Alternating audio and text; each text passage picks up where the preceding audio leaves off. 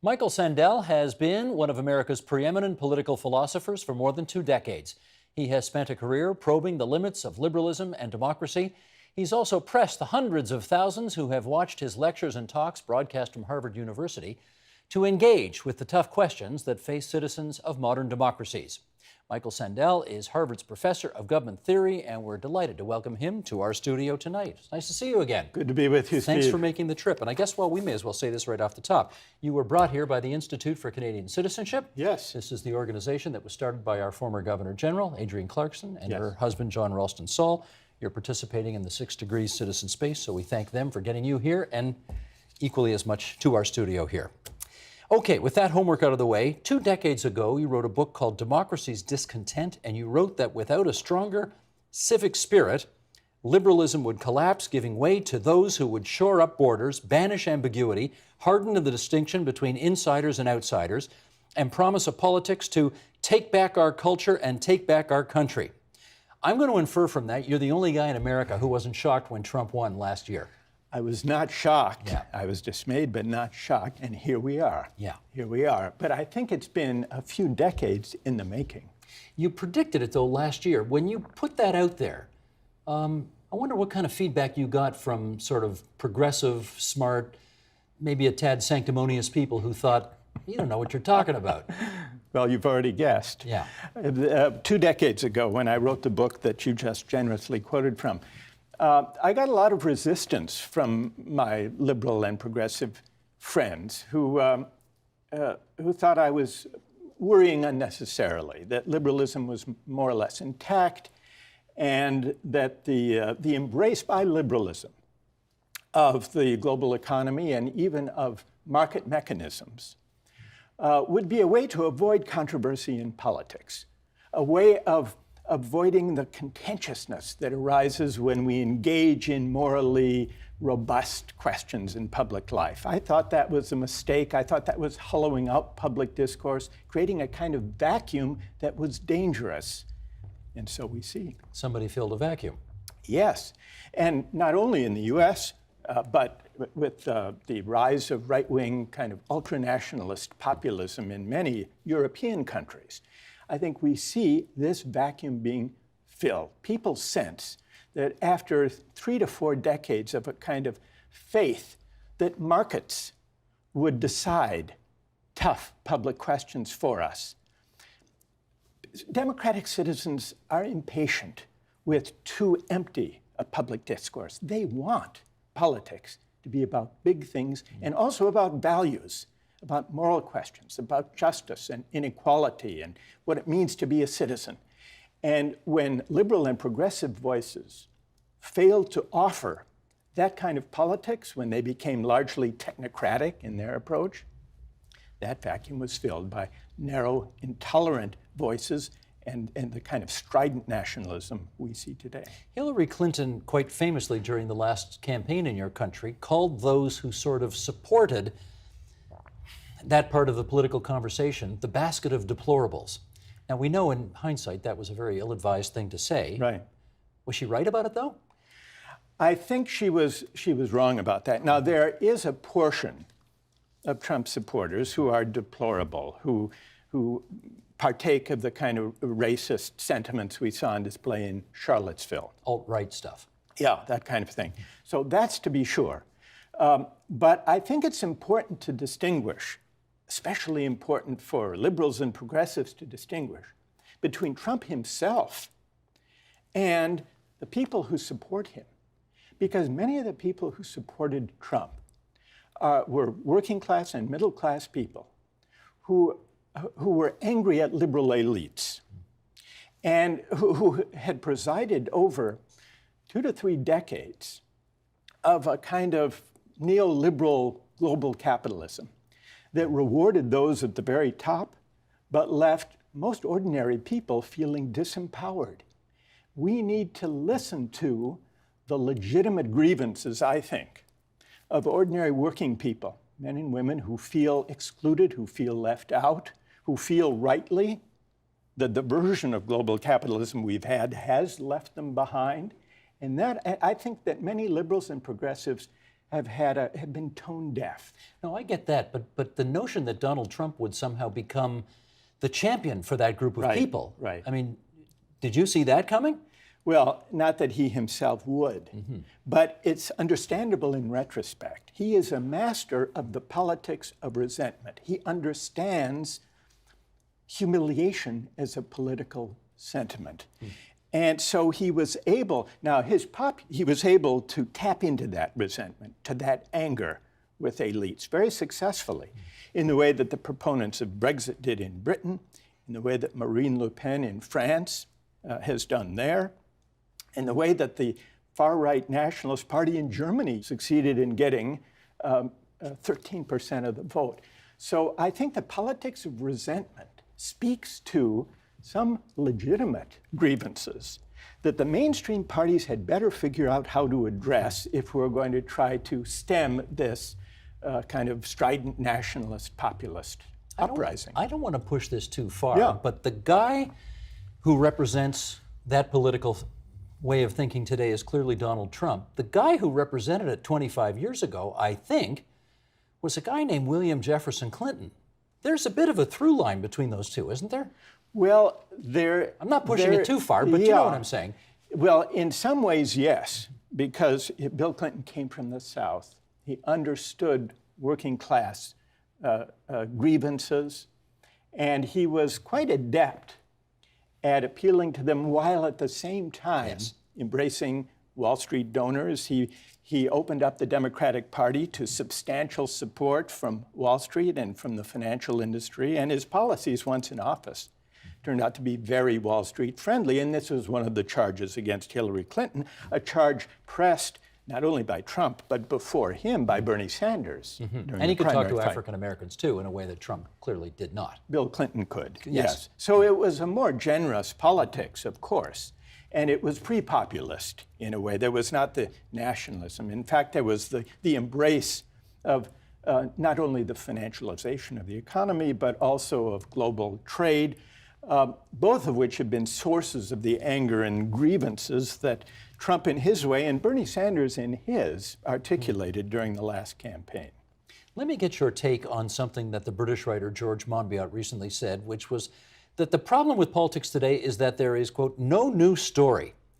You know, throughout history, he says, we've had stories like the New Deal in FDR's time, the Reagan Revolution. Right.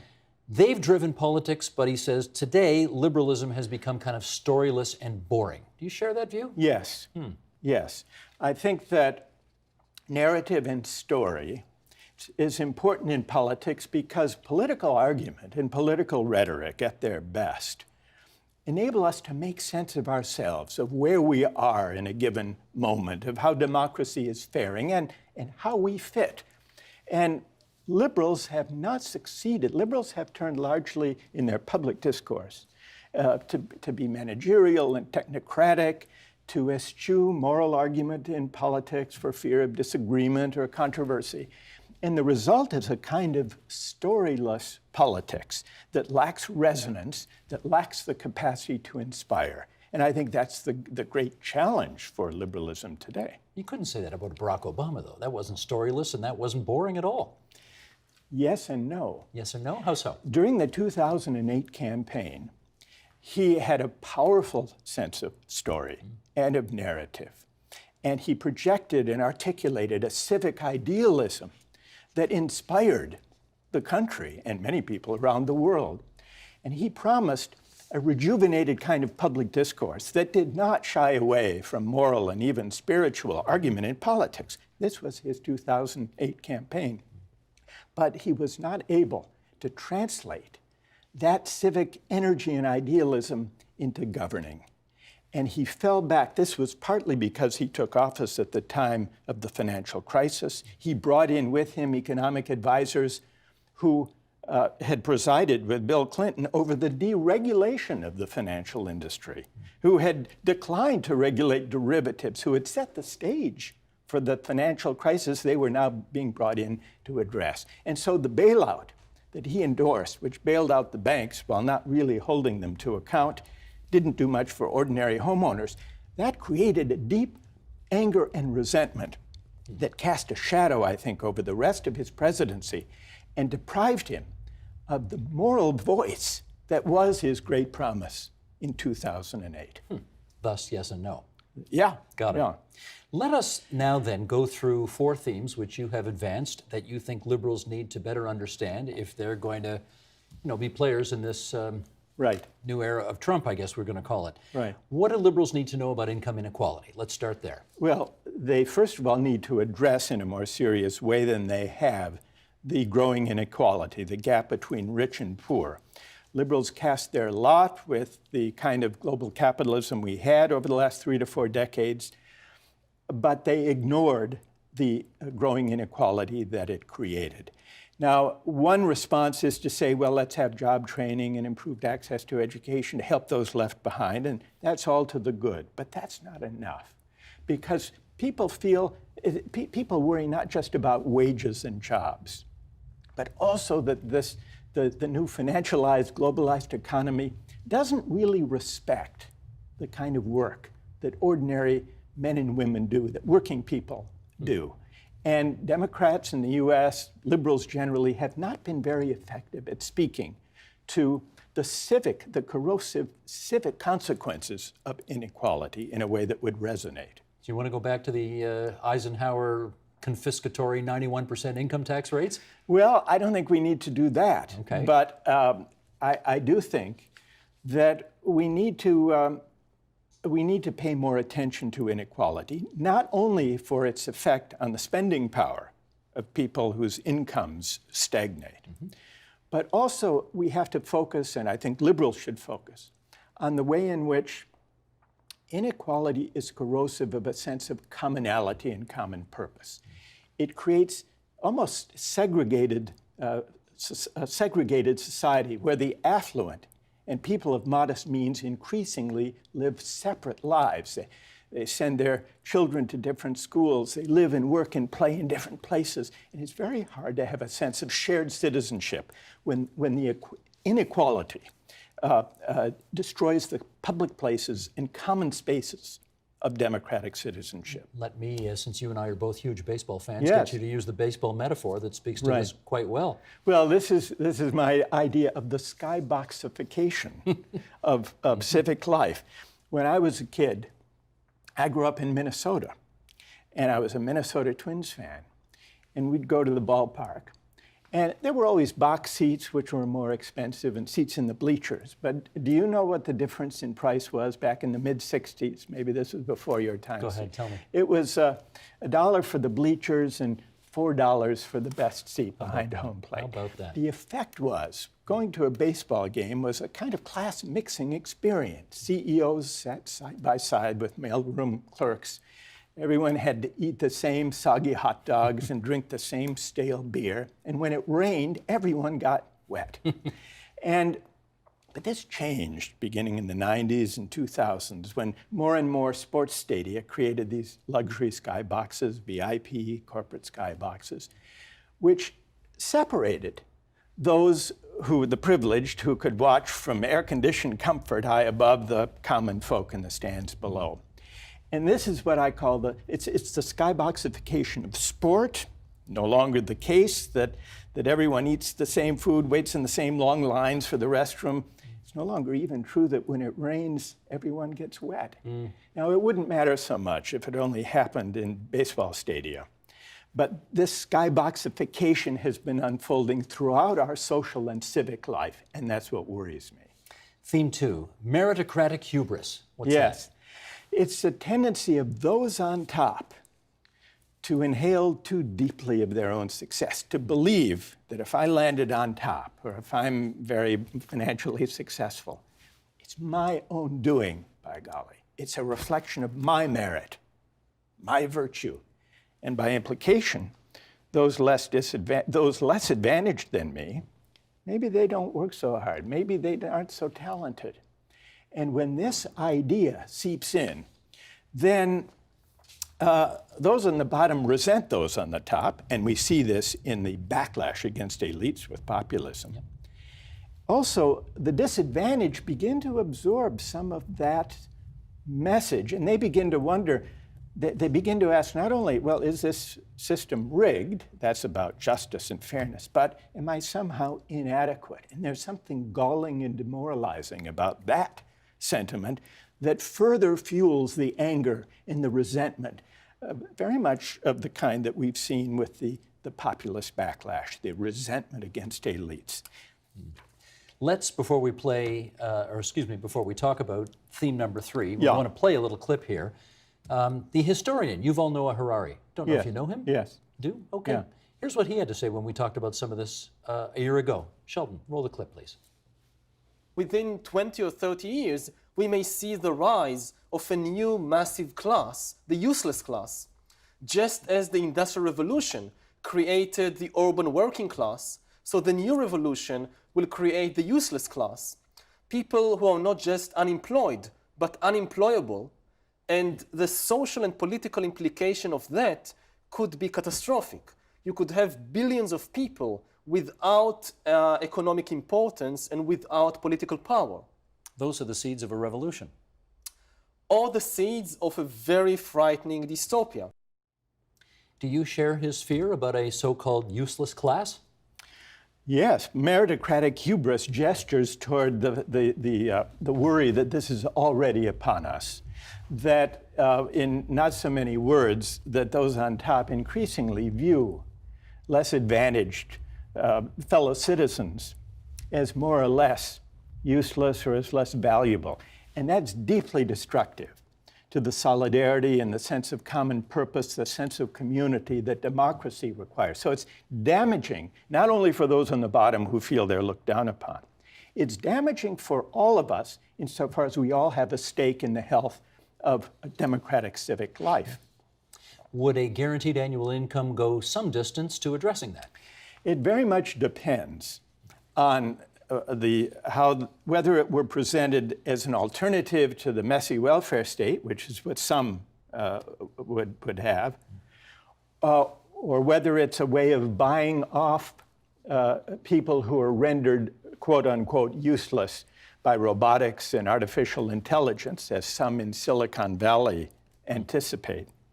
My worry about the universal basic income, which some have proposed, is that it would simply be a way of buying off those who are seen no longer to have an important role to play through work in a democratic society and political economy. If it were truly a generous stipend that expressed a shared sense that we are all in this together and that different people contribute in different ways, that would be different. But I doubt it would be sufficiently generous to convey that sense of common spirit and purpose and inclusion.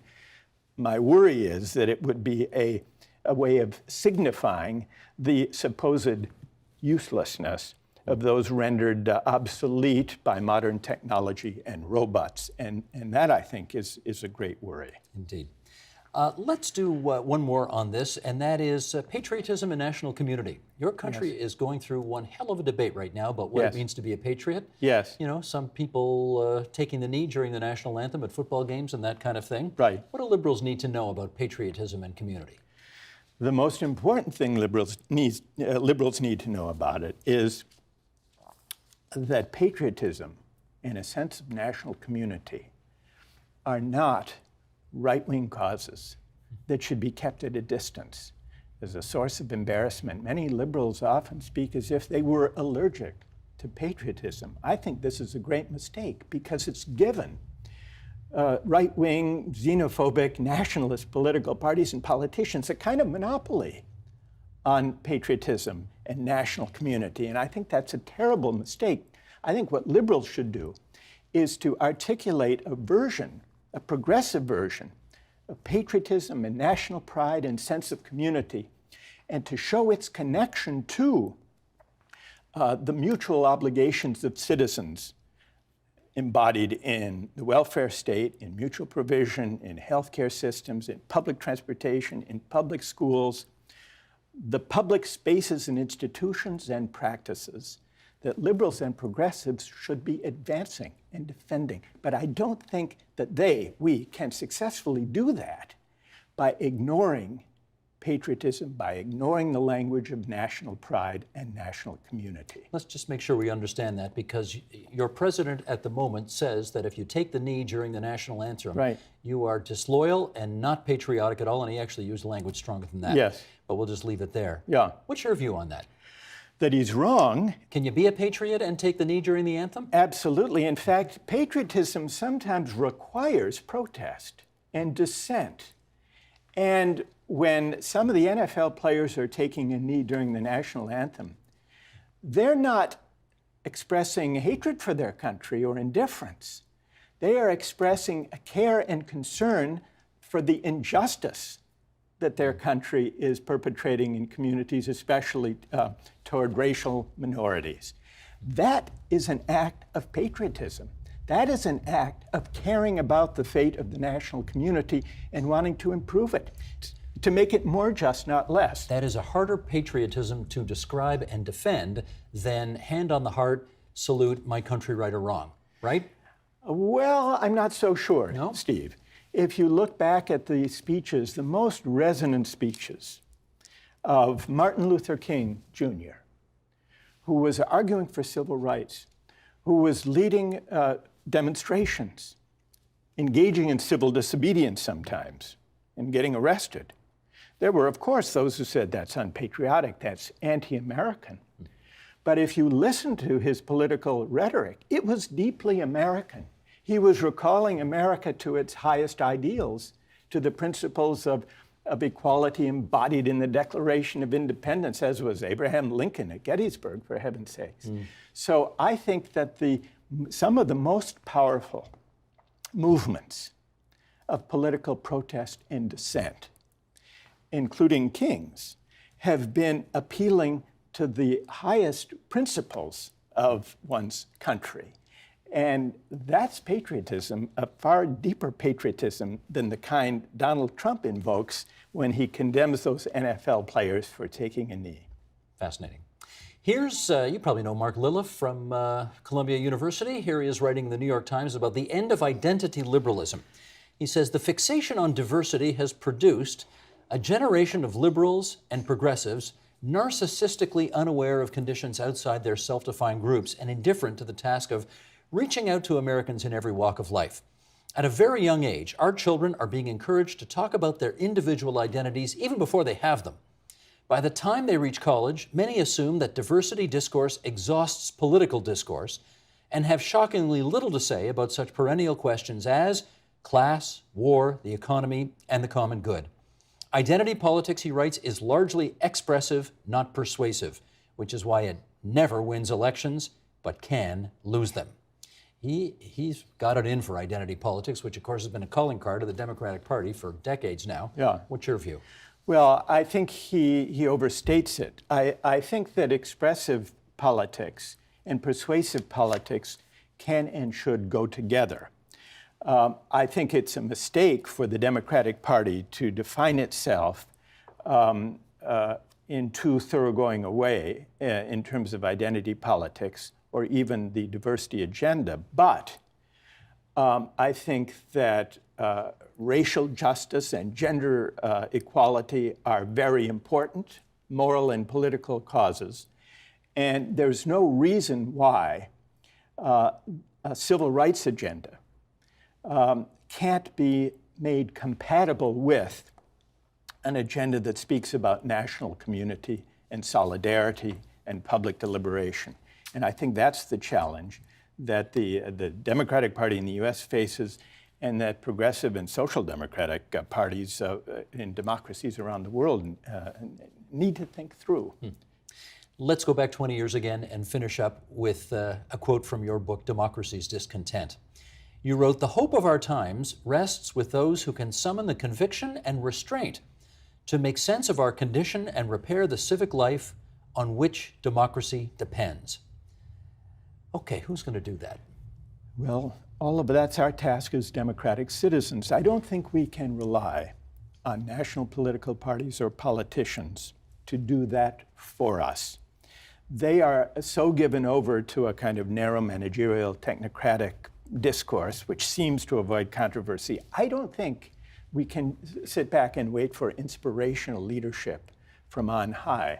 So I think what has to happen in civil society, in educational institutions, in NGOs, in the media, and in civic gathering places and public spaces where citizens gather in smaller groups to reason together, to argue together about the common good, perhaps in a small sphere initially, but in ways that will equip them to be effective citizens and to project those debates about the common good beyond the small settings in which they sometimes find their first and richest occasion. Don't they need a leader? Don't they need Bobby Kennedy riding in on a white horse over the hill somewhere? Well, Bobby Kennedy was a great hero of mine, and he understood the importance of connecting liberal public purpose to moral and spiritual argument. And since then, since his tragic death, the Democratic Party has lacked such a figure, except, we thought for a moment,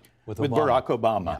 So we do need that kind of leadership, but we can't wait for it, and we can't expect that it will arise on its own. We need to create the seedbeds for a morally more robust public discourse than the kind to which we become accustomed, and that begins in civil society. I appreciate that, but as you look out at the political environment in your country right now, do you see anybody who remotely looks like RFK, the second coming of?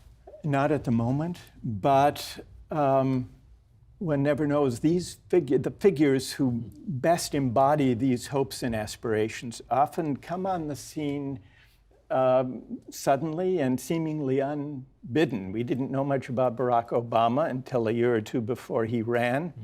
So it remains to be seen. But I think to connect progressive public purpose to moral and spiritual argument, that's the challenge for political leadership, whether at the national level or among everyday citizens within the common spaces and public places we find in which to gather. We're always so delighted when you can find time for us here because you give us a hell of a lot to think about, and we like that on this program. That's Michael Sandel from Harvard University, professor of government theory there. Thanks so much for visiting us at TVO tonight. Thank you, Steve. It's been a pleasure. Help TVO create a better world through the power of learning. Visit TVO.org and make a tax-deductible donation today.